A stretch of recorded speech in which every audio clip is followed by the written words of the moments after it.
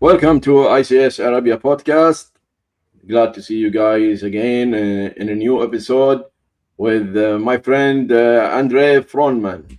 How you doing, Andre? I'm doing great, Dr. Suleiman. Great to be on the podcast.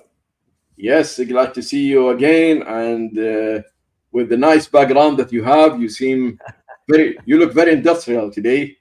Um, So today we're gonna discuss very important topic, one of the challenges in OT security, which is remote access, and we will share some stories, and it will be very very exciting.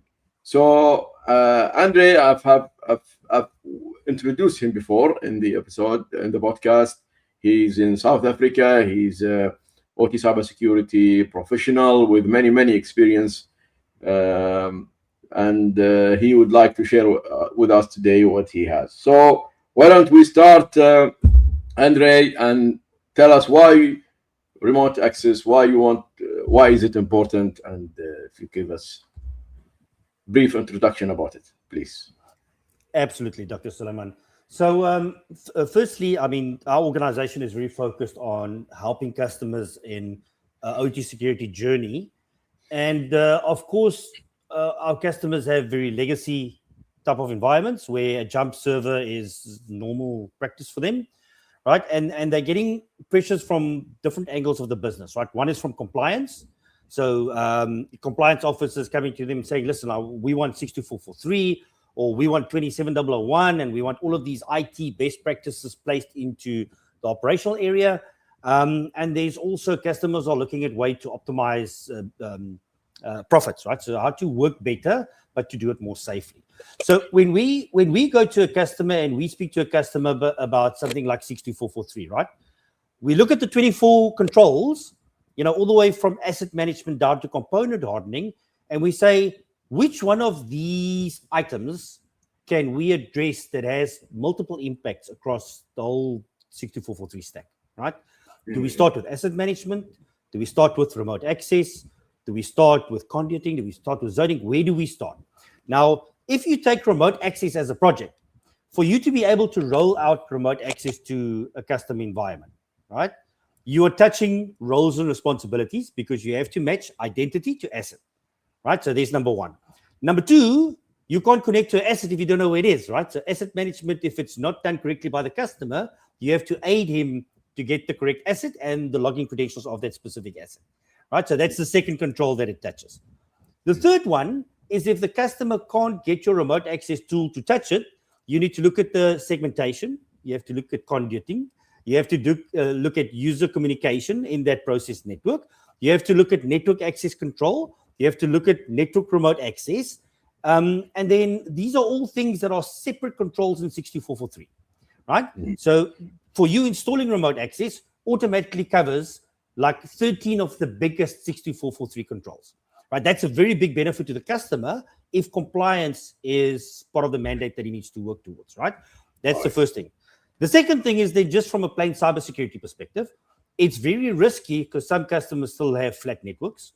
Some customers have VPN access that never gets decommissioned. So they're given contractor like myself access to the network, and I probably have access to that network forever because my VPN is not linked to Active Directory where it's got a 30-day cancel out policy because there's no AD in the shop floor. So security is the second thing. And then the third thing is, the customer's looking for a way to be able to work his PLCs, maybe from the office or from home or from other areas in the plant so that he can do his work better. So this is why remote access is for us a very big motivation to get into the customer to cover those three areas quite nicely, Okay. So you said it covers three cybersecurity controls, the remote access already. Can you explain how? I mean, maybe go more deeper about that for each control, and what is the relation between remote access and those controls, please? Absolutely. So I mean, if you look at the controls in 62443, for you to be able to have roles, processes, and responsibilities as a control item, the first thing you do with remote access is to have identity linked to asset, right? VPN says IP to network, right? So there's no identity and there's no specific asset. So someone that wants to get into your network, they would probably steal credentials from your contractor, like ABB or Honeywell, and they would use those credentials to get in. But once they pass the jump server, they're in a network that they can roam in, right? So traditional VPN access has VPN up to a DMZ. From the DMZ, you've got access to the jump server. From the jump server, you've got access to that process network, right? So there's 4 layers of lateral movement that's possible in the old VPN style, right?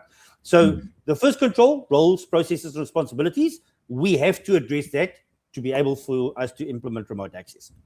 The second one is asset management, right?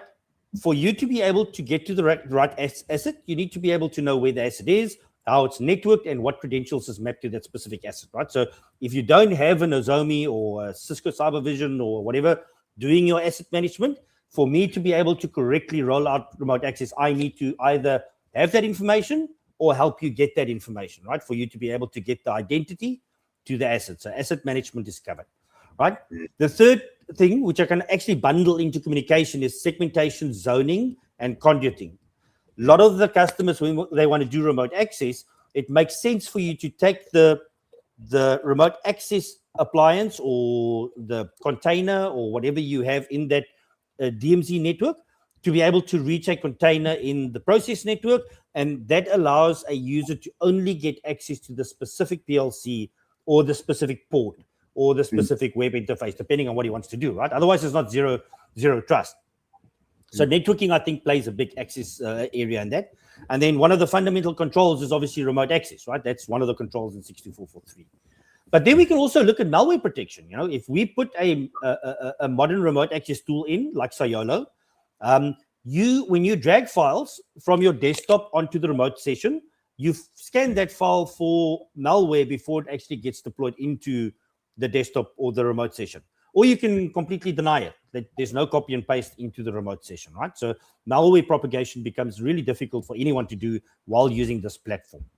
And then obviously data protection, I think, is one of the other biggest controls, because you no longer need USB to be able to get from one area to another area, and all your sessions are encrypted, right? Because now you're accessing a PLC from a web browser, right? So from the web browser all the way into the customer's shop floor, there's no way for you to do man in the middle or get any information leaked, right? It's encrypted from one end to another end. And then event logging and event monitoring, I think, is a big part of it. When you look at user behavior in your remote access platform, this is very, very critical data that you can send to your SIM, so that not just the asset behavior is monitored, but the person getting access to the asset is also monitored. Right, so there's about 13 of these controls in 62443 that all get touched, changed, or improved in maturity level by deploying secure remote access into a process network. Oh, okay. So before they fix the remote access or improve it or apply it, they need to also make sure that the controls that you've just talked about are also in place and done correctly. Correct. Absolutely, because if you are going to go down the journey of having a zero trust, a web browser to PLC, all of these things need to be in place for you to be able to achieve that. So even if the customer doesn't have it in place, the project of implementing remote access will force those controls into place. Otherwise, the project won't be successful. What could go wrong? Could you share some maybe examples or stories, or maybe some threat scenarios that even if it's imaginary, what could go wrong if some of those controls is not configured correctly or not configured at all? Yeah. Look, I think one of the biggest things is that normally a secure remote access infrastructure is inherently stored in IT, right? Because the DMZ, the internet DMZ, is always an IT-owned asset, right? Yeah. And then from that DMZ, because the architecture of remote access is normally there's a cloud broker so that anyone can connect to the cloud broker. Then it goes to your customer DMZ. And from the DMZ, there's port 443 access into the process network. And you would have an appliance or container or software running in each of the process networks, speaking back to this DMZ appliance or container, right? We love to run them on containers. So having it in that DMZ, you always have to rely on the IT team, right? But when it goes down into the process network, the networks are normally not managed by IT. They manage, it's Hirschman and it's Siemens and it's not Cisco. So getting the data flow to happen from the DMZ into the process network relies on two different teams. These two different teams normally don't like each other. and then so it becomes quite interesting. You have to lobby the IT team to be able to get to a certain segment. And then from there, you have to break that and lobby the process team to get deeper into the process network, right? So that kind of is where things normally go wrong, is that communication between the two teams in getting one flow of data from the PLC through the DMZ to the cloud. Yeah. Sometimes the customer doesn't have it in the cloud. So if they don't have external contractors, they'll probably just have a DMZ where everyone connects to the DMZ and then to the PLC or the process network, But that's one risk. That's the one risk that gets highlighted. Other than that, the second risk is if the network can't change. So we have customers in the auto industry where the process network, let's say there's 6,000 assets. In each one of those OT cells, they're using duplicate IPs, right? So you would have robot number 1 using 10.0.0.1 or 192.168.1. Then in the second process line, just 2 meters away from it on a different Hirschman switch or whatever, there's the same IP address for a different device, right? Yeah. So then there would be a whole netting procedure that happens for you to be able to communicate in and out of these two networks. And this becomes extremely complicated. And sometimes the process team says, I'm not going to change it. In that case, enabling remote access becomes extremely difficult, So I think those are the two complications. It's the IT team and the OT team that needs to work together. And secondly, is if you can't do any changes on that process. Let me give you a good example. You showed me the Honeywell PLC behind you. If the customer has Delta V, or they've got Honeywell, or they've got some Siemens estate, and that's under contract, you are actually not allowed to get into that environment because they don't allow span, they don't allow tap, they don't allow any form of access into that environment because it's under OEM contract, right? So this is also a big problem, of course. If you don't have access to give that, then it's a problem. OEM support, I think, is the point. Yeah, it's always a problem.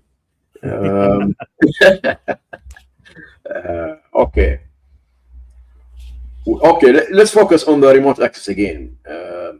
What are the common issues that remote access suffer from nowadays? Why most of the attacks are happening from to the remote access? If we can maybe explore some more deeper analysis on that. Yeah, look, so I think currently what I see in most of my customers is that remote access is VPN based. So VPN. What would happen? Yeah, VPN, right? So what would happen is me as a contractor, I sign a NDA and a document with the customer. He gives me Active Directory credentials, and I put Fortinet VPN or I put Cisco Duo on, which I download either from the customer's portal or I download it from the internet, right? It could be malicious, could not be malicious. Who knows, right? I'm talking about the VPN client. So then I get the credentials. I'm on the customer's network, right? But I'm on the customer's network in such a way which I can do lateral movement at so many areas. This is now me, right? Now, the customer is protected by the username and the password of me getting on the network. But if I get hacked, if my local laptop gets hacked, right, and someone else can use my laptop to get onto the customer network, they don't know any better because they still think it's me that's on the network. Now, yes, the customer is using a SOC. Of course, they're using a SOC. But you can scan a network, right, without the SOC picking it up. Right? There's different ways for you to set up Nmap and do all these things. So when your supply chain gets exploited and your supply chain partner has VPN access, you will never know, right? Unless the hacker does something stupid and the SOC picks it up, and but the guys are much smarter than that. So I think supply chain exploitation is real. We've seen that with ABB, where all of the customer credentials have been on the dark web for some time now. So that I think is the first big issue. The second biggest issue is the way that VPN is architected. It's a IP address to a network segment, right? So when you connect to a VPN, you've got access to the network. You don't have access to a specific PLC or a specific device It's network wide. And we know we can have fun in that instance, A lot of the engineers that have access to these tools, so with a customer VPN, they are connected to their employer network while they are connected to the customer network, right? So there's a split brain connectivity on your local laptop that you use to actually get into your customer network. They're very common. But that means if your company gets exploited or if your laptop is exploited, that's a direct exploitation to the customer level.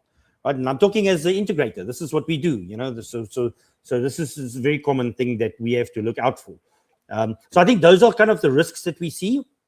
The other thing is that when people get on a VPN and they do work on a PLC, maybe they do PLC changes, no one knows about it. It's like, okay, there's a quality issue that gets picked up, there's a defect, or maybe the line goes down. You'll have to do a reverse engineering or incident response process to be able to pick up who it was. If you're lucky, maybe it's a quality issue that only brings itself up and after 3 months or 4 months, maybe losing 200, 300 product before you actually see it. Whereas the modern remote access tools monitors all of the sessions and it alerts you and you've got session joining and all of these things. VPN doesn't have that, and I think that's a really big risk. I mean, you talked about lateral movement after they connect through VPN. Are you talking about a flat network or any network? No, any network. I mean, so from a threat actor perspective, if there's multiple layers of where the risk is, right? So customer says to me, Andre, you need to download the client to be able to get on my network, right? If I don't download the client from the customer's portal, I'm downloading it maybe from Softopedia or wherever the case might be, right? There's a risk that I'm downloading the Cisco DO or the Fortinet client with malware baked into it, right? And I've seen many contractors do this. This is a very common thing. So there's the first point of problem. The second point is when you get to the customer portal, right, you already have a IP that sits inside the customer network. Okay, so there's already you can start looking at Burp Suite and you can start looking at what's happening on that portal to see if there's ways in and around it. But once you've got the VPN client and you're in the DMZ, you can look around the DMZ and you can start looking for levels of exploitation there. When you get to the jump server from the DMZ, that's now a different problem, right? Because that jump server normally has access to more than one segment or more than one host, right? So then you can start looking at how to fingerprint that specific area. And you can also look at looking at credential harvesting. You can do enumeration. There's so many things that you can do at that level because that host is normally Windows, Yeah. So it's and then from there, when you get to the PLC level, that PLC normally has a HMI, it's got a PLC, it's got an engineering workstation, it's got so many things like a Siemens PG sitting on that same subnet, which you can start looking laterally for exploitation. So there's actually multiple layers of exploitation that can happen all the way from VPN client to that actual process area. But if he's in the DMZ, does he have to authorize or authenticate himself again if you want to use the jump server or? Yes, normally they do, but the passwords are extremely weak. The jump server is normally, well, not normally in the instances that I've seen, not Active Directory based. So it would be a username and password, static username and password. Whereas your login to the initial VPN is normally VPN client and AD based, right? So there's two different authentication methods. But so that kind of, I think, is a weakness, because they don't enforce that same level of authority on both of those devices. And that's something that I think can be exploited, Oh, I see. Because there is a debate. They say, Purdue model is not a security architecture.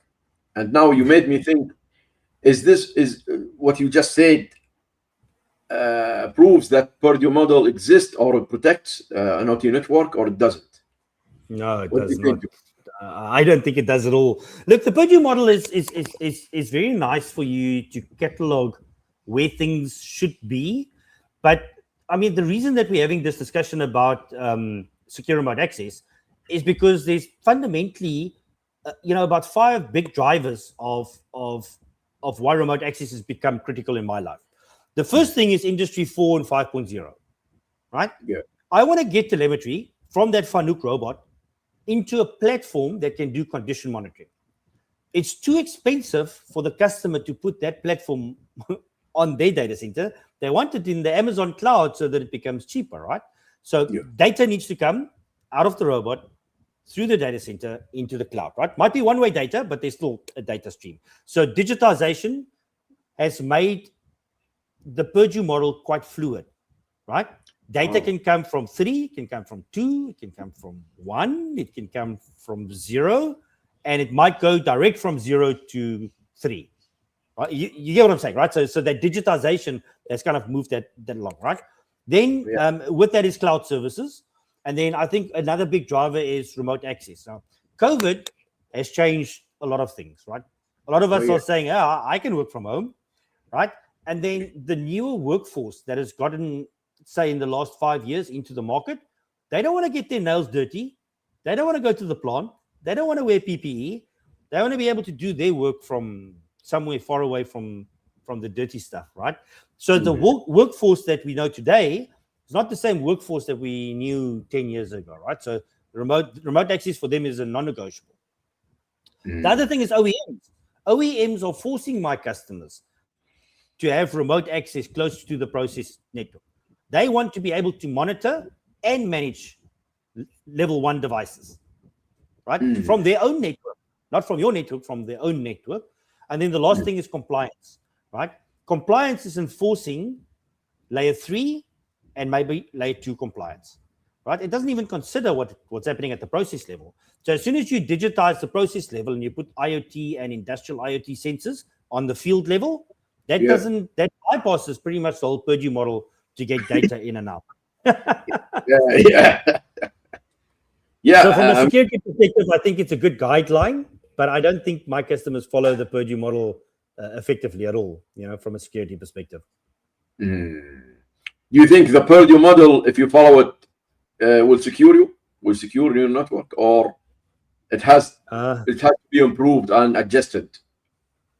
Maybe I think it needs to be improved and adjusted to be able to incorporate how industrial IoT and IoT pulls data out of the network, Look, I mean, if I go to my customers and I say to them, listen, I want to do a OT vulnerability assessment. They say to me, here is the subnets for all of my PLCs. I'm like, whoa. That's not what I asked for. You've got scanners, you've got printers, you've got CCTV, you've got access control, you've got IoT, you've got industrial IoT, you've got PLC, you've got engineering workstation, you've got control room, you've got remote access. We have to look at all of these different things for us to be able to tell you if your security is good or bad, And then so those specific things sitting outside of the process network doesn't normally follow Purdue. But I think Purdue is very handy. I think it's a very handy framework for us to work from, but it definitely needs to be modernized a little bit, Yeah, modernized or maybe tweaked a bit to consider role, like you said, role access and identity, and maybe zoning as well. Absolutely. Look, I am so scared of conduiting and zoning, right? I step into meetings all the time and the customer says, yeah, we will do conduiting, we will do zoning. So I ask him a simple question. What have you been using to monitor traffic from your PLC to your historian? Okay. Right? And he says to me, well, no, nothing. I'm like, okay. What about traffic from your PLC to your HMI? Are you streaming HMI locally, or are you streaming it from the data center? Are you streaming it? What's happening here? No, we don't know. I'm like, oh, okay. So we have to be very careful that if we put a zone, that zone doesn't break anything, right? Doesn't break communication east-west, doesn't break communication historian PLC, doesn't break communication HMI here. And so for me, that's the last thing I want to do. I want to start with remote access. Then I want to creep into the asset visibility. Then I want to start looking at how do you look at behavior of a certain process device over time. Once I've looked at that communication pattern over 1 month, 2 months, depending on what the customer build cycle is, right? Because normally they've got a cycle. They've got a shift cycle. They've got an energy metering cycle. They've got a production cycle. You have to go through some of these cycles for you to be able to see what the communication pattern is before you do your zoning. So I'm quite scared of that. A lot of my colleagues also focus on that quite aggressively. But for me, I've seen network behavior that only changes after month end. right? So unless you have like a 1 month or maybe a 2 month view of how traffic behaves, it's very dangerous, I think, to cut traffic. Interesting. And maybe our viewers now, maybe some of you are new to OT security. Maybe you've heard some terminology like he said level 0, 2, 3, and maybe he was talking about as well other terminology. Maybe this episode is not for really absolute beginners, so it's for some people with at least basic knowledge of OT security. There is nothing against you, Andre. You're okay. I'm just clarifying because we might have somebody who's new listening to us now. So, but they can always join your webpage to learn more. You've got an awesome education plan. Sure, and also there are also other episodes that discusses the basics of OT security. Please make sure to watch them. I should have said that at the beginning of the episode, but I didn't know we will go this deep. So apologies. And so, any stories you would like to share, Andre, regarding this? You told me that today you have stories, or you've already shared them.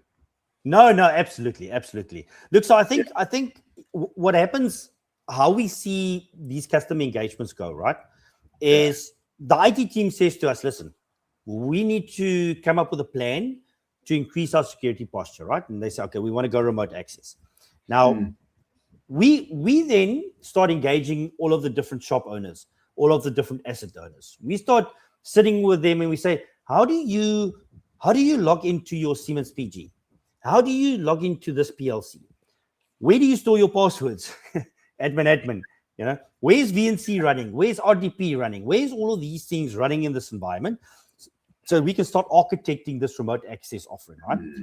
And then what we then learn is that everyone uses the same passwords. Everyone shares the same passwords. These passwords are still default.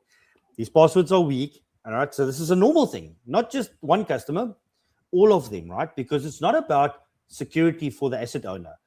It's about ease of operation and quick repair time if something goes wrong, right? Their mandate is to build vehicles, to build components, to make food, whatever the case might be, right? So that's the thing. So when we roll out this remote access platform, right, interesting things happen. Let me give you a good example. Yeah. The customer has got maybe 10 people working in his team. The one guy is in the factory and he's about 500 meters away from the control room, right? Yeah. He's busy working with something and the engineering workstation says there's a problem in the process. He now takes his phone, connects to Siolo, gets remote access, and fixes the problem from where he stands, right? This sounds like a very small thing, but before he had that, when he sees the error, he has to hopefully walk, because otherwise it's a safety issue, 800 meters to get back to the control room. In the control room, he has to make changes, or to his PG laptop, make changes, then walk back to that engineering workstation to see if the changes were taken in effect.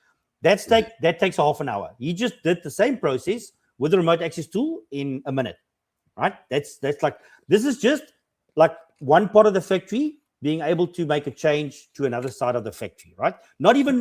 This is not even remote from outside.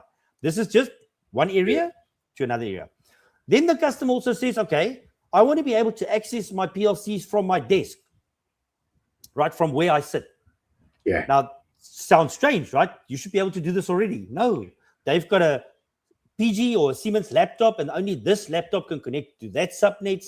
And he doesn't have the capability to take his corporate laptop and connect to the PLCs. With the remote access system, he can do that, right? So these are like small things that make a very big difference for the operator, right? So now you've hit your compliance. I've given you a remote access tool that goes through 62443, but the asset owner now all of a sudden can work freely because he can manage the asset from anywhere. He's sitting at home, production line is down. Go on my laptop, go on the PLC, fix it. Don't need to get up. Don't need to pull after hours. Don't need to go to the plant. That's powerful. I think that's quite nice. And I think what goes into that is like skill shortage. You've got one process engineer managing multiple areas of the plant, right? Because there's not a lot of. If you look at South Africa doesn't create process engineers that stick around, right? As soon as you get one, he's out of the country. He goes somewhere else. So for one guy to be able to have remote access to multiple areas of the plant at the same time is extremely powerful, right? Because skill shortage is a real problem for South Africa. But I think those are some of the interesting things that we've seen.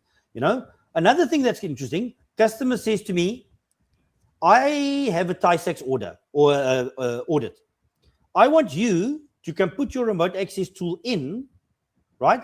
And just prove to the auditors that if I buy your tool, then I will have multi-factor authentication overlaid on PLCs, right? Because it says there, you need strong passwords and you need multi-factor authentication on all OT assets. Now, you don't have MFA on Siemens. You don't have MFA on Rockwell. You don't have MFA on Yokogawa. You don't have MFA on Honeywell. It's not possible, right? But with the remote access tool, you can enforce it, right? Because if you think about this for a second, when you take identity and you map it to an asset, it doesn't matter if your asset is admin, or if your VNC password is viewer, or whatever, because your contractor never sees that password. He logs in with his Active Directory credentials or with the remote access tool credentials, and he sees the asset directly. You never again have to expose your PLC, HMI, engineering workstation passwords to any contractor or any OEM. You only give them remote access, and the remote access has MFA, SMS, email, authenticated tool. He never sees your asset passwords ever again. This is very powerful because what happens is I work on a customer network, right? I've got all of the IP addresses, I've got the usernames, I've got the passwords, me as a contractor. My boss doesn't pay me for the month. Okay, no problem. I'm going to sell the customer information on the web for him to be exploited, right? Not me, because I love my job. But this happens with multiple organizations, and you've got 10, 20 different organizations working for one customer at the same time.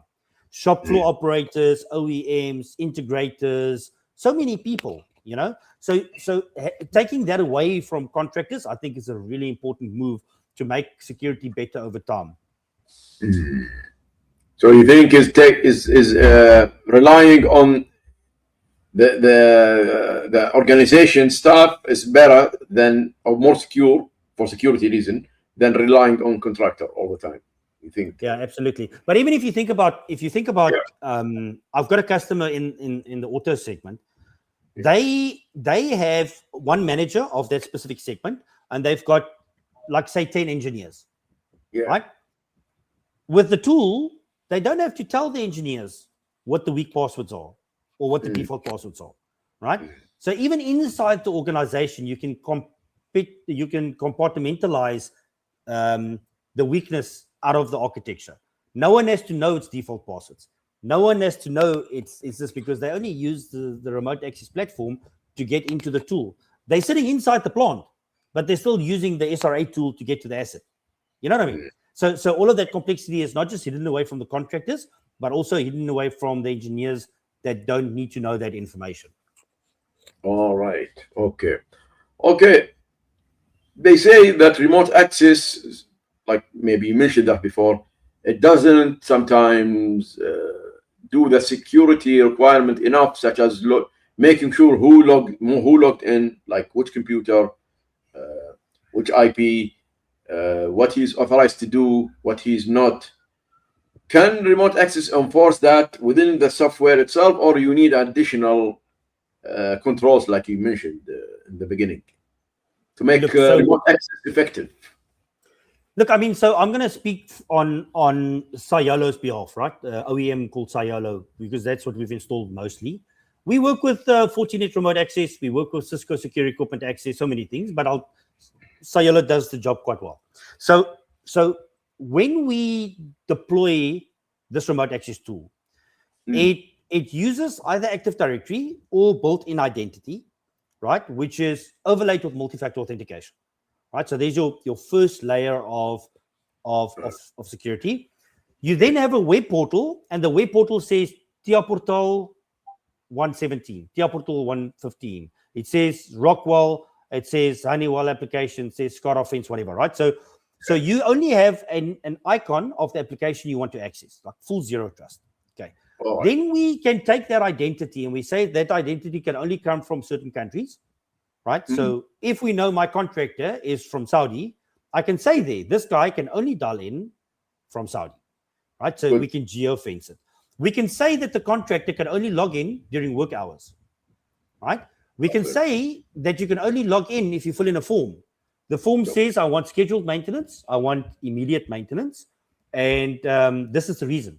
And you can give it pre-populated reasons, right?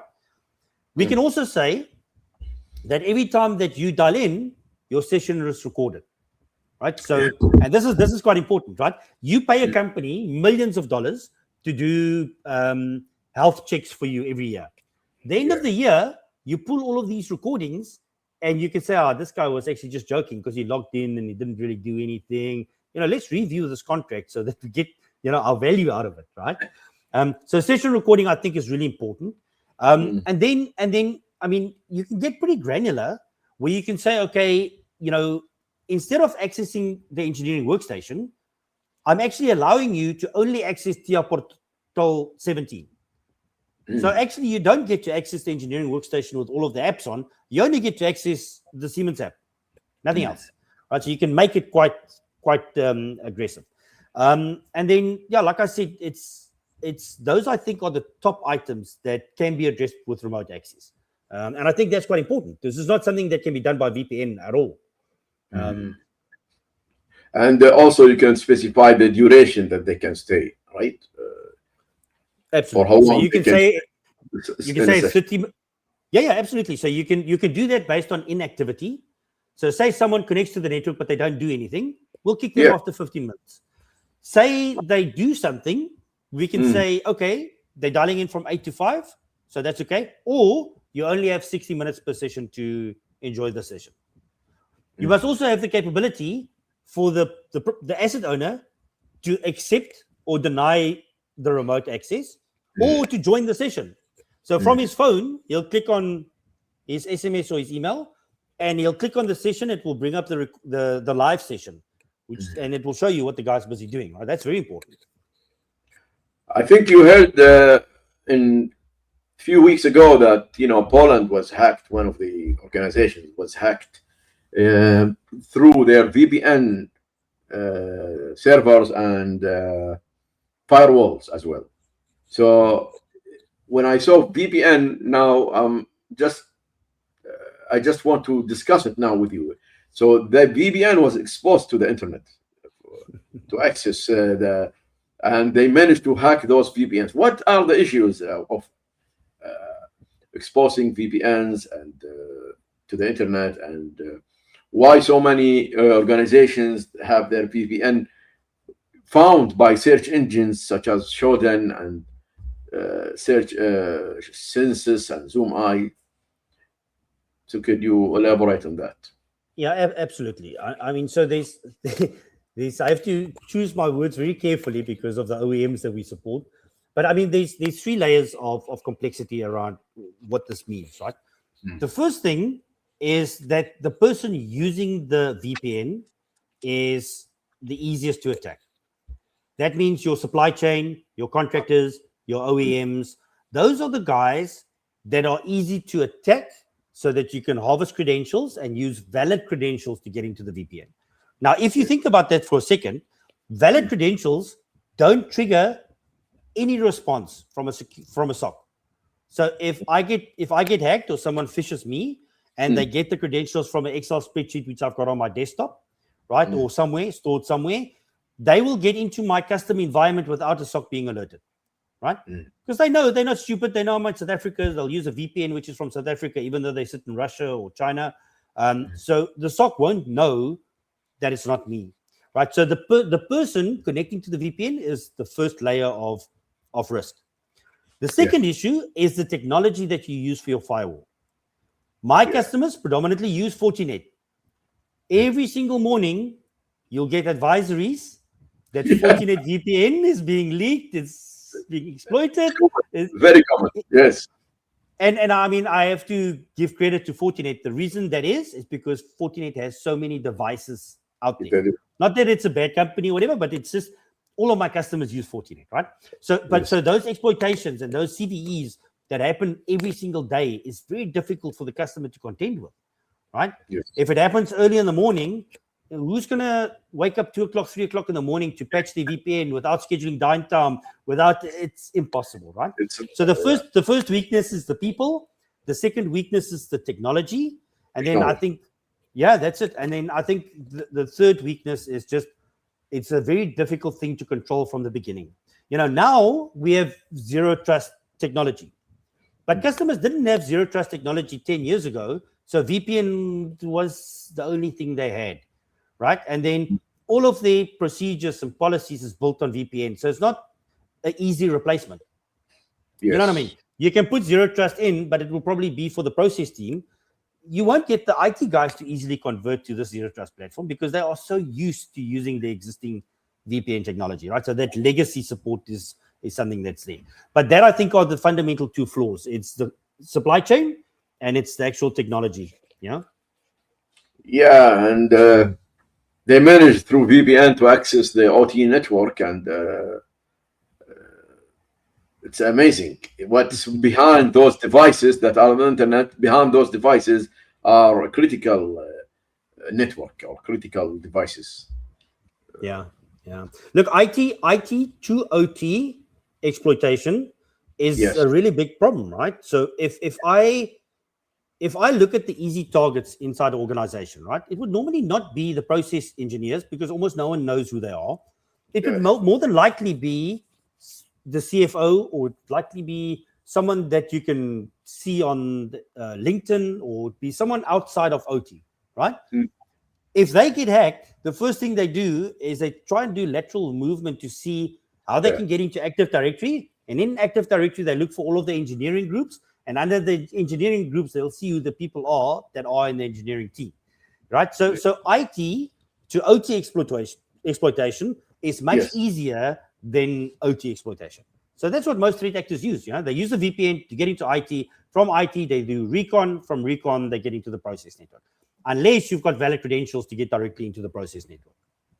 Yeah, exactly. It's the attackers are getting better every day. I think they are applying and discovering hidden assets and hidden targets every time. Yeah, okay. Look, the scanning tools have made it so easy, right? So even you can use sensors, you can use Shodan, and actually, I spoke about OpenClaw a little bit earlier, but I mean, you could API your AI from your local laptop to do reconnaissance for you. You can say, I want you to go look at this customer, give me all the IoT devices, give me the IP telephony, give me all of these things, and the AI will just go do it on itself, right? And this is me that don't have any resources. Imagine nation state, or imagine like a ransomware group that's got billions and billions of dollars, how they can automate these AI attacks into the process area, you know? Especially the agents nowadays. And like you said, OpenClaw and stuff like that, an army of agents that you can give them tasks and they can do the reconnaissance for you. Yeah, that's crazy. What do you think of AI agents? Should we use them to help us manage? Like you said, I don't have time at 2 a.m. to patch. Could we maybe delegate this to an AI agent to delegate an advisory or CVE? Absolutely. I think we should. I think it should be mandatory. Look, the people that we are fighting against are using AI as much as they can, so they can have one person that maybe does multiple attacks at the same time, right? So AI is actively being used against our customers. So I think we just be, we'll be doing our customers a disservice if we don't incorporate AI in our own tools in defense of critical infrastructure. I think it's absolutely mandatory. People can't fight against AI. It's not possible. You just mentioned, the remote access solved the skills shortages. by giving somebody remote access to help you with that instead of hiring somebody inside. Now the AI agent, maybe they could also shorten the skill gap in OT. Do you think? Absolutely. I mean, so AI is hitting our customers from different angles, right? The first thing is, when we speak to customers about fixing issues in OT, we normally talk around cybersecurity, but then we also talk about visual inspection using visual cameras. We spoke about thermal detection to look at conditions of machines. And then lastly, we overlay that with like ESG and electrical metering and compliance, right? But these are condition monitoring and in-shift optimization and all of these things that will make a customer get more profit is all driven by AI systems. Used to be AI in the cloud, but now AI has become so strong that the customer could maybe run it on-prem, right? And this is just to make something faster, more profitable, right? This is not even touching the cybersecurity aspect. This is what a customer just is doing to make more profit. As these models mature, we'll be able to use them from a cybersecurity posture as well. And I think that's fundamentally important. If we look at AI for remote access specifically, right? AI will be able to monitor. When we do session recording, AI will be able to monitor that session and say, well, listen, this contractor has only worked on PLC 1 before, and he's made these code changes. Now this guy is doing different code changes. What's happening here? Inform the asset owner that something is not right, He's good at correlation and prediction and comparing. Absolutely. Than humans, because it's fast and even looking at thermal cameras, when you do defect detection and if you do visual inspection of a process, right? These are normally something that was done by a person. If you look at a bottling company, they would wait and they'd see, okay, maybe every 200 bottle, they would see if the cap is on or if it's straight or whatever. Doing this visual component is already done by AI, right? So your visual cameras already use AI. Yes. Yeah, your thermal cameras, looking at a piece of equipment or a conveyor belt or something, already using AI, right? Yes. So there's already pockets of AI sitting in the production methodology. If we take AI and cyber, and we take AI to enforce IoT security, and we take the AI from the visual cameras and the thermal cameras, and we put all this into one big agent or multiple agents, this could be massive value for customers, But I think this is maybe 1 year, 2 years out. I think it'll take some time, but it's coming. It's coming very fast, and they're improving very fast, those models and the capabilities and the speed. I mean, that's good touch on the remote access. Do you think maybe remote access should authorize themselves by looking at the camera or just using? Do you think this help if he's remotely doing it? Maybe. Look, I think that that camera spoofing has become really dangerous, right? You get a guy sitting somewhere in a different country, and he looks like a woman, he talks like a woman, and he borrows money from you, but is not a woman, So there's some complication with visual identification. I think multi-factor authentication using an application is strong. SMS MFA is not strong. Email MFA is not strong. Visual, I think, might be a bit of a problem. But multiple ways of authentication is the best. Yeah, I was saying, add that to the. Absolutely. It could definitely be something. If once we have a way of eliminating some of these spoofing mechanisms, absolutely. Maybe the AI could help on that. Maybe. Yes, exactly. AI could help beat the other AI. Because now they've developed some AI models that detect if the video is AI or not, or if it's or if the image is AI or not. They have the capability nowadays. They are working on them, and they're getting better to detect fraud and to detect stealing patents and steal something that you should not steal. I don't know if you remember the company that lost like big money. The hacker spoofed the CEO's email, sent a meeting request to the CFO, and then there were 4 people on a call. The only person that was real was the guy in finance. The CEO was faked, the CFO was faked, the other person was faked, and all three of them convinced that guy to send money for a merger and acquisition, and he transferred the money. Money's gone. So that's real. You're talking about something that's real. Yeah, that's true.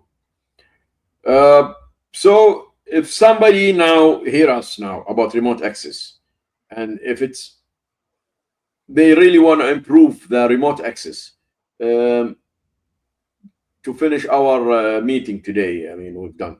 What would you recommend them? What to do? What are the steps? Look, I think the first thing that they need to do is they need to explore as many vendors as they can, right?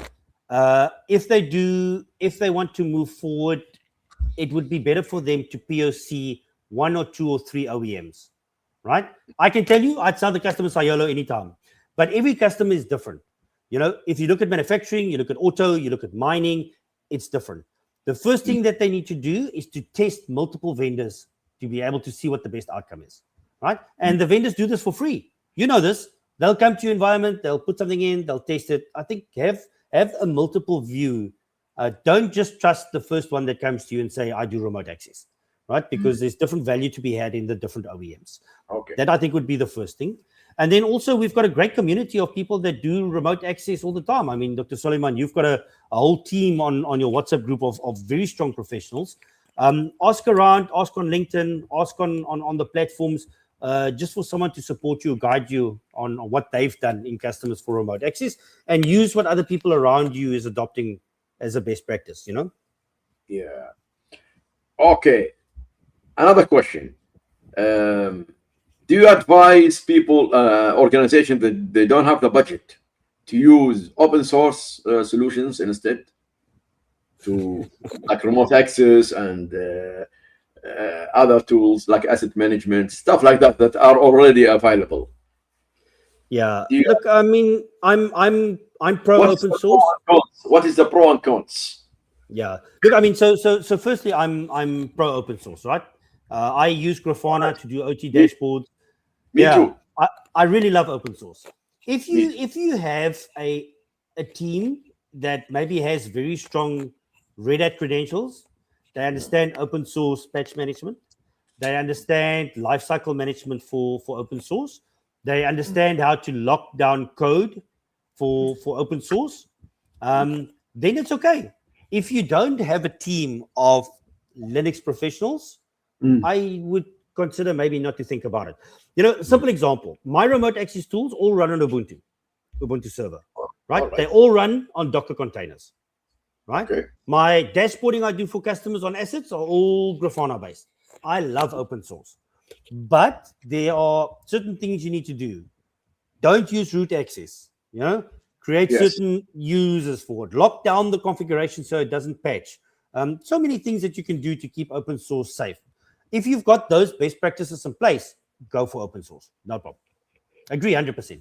But if you don't, if you only have a bunch of Microsoft guys, then I would maybe not think about it, So open source is only for people who are capable to manage those softwares and absolutely.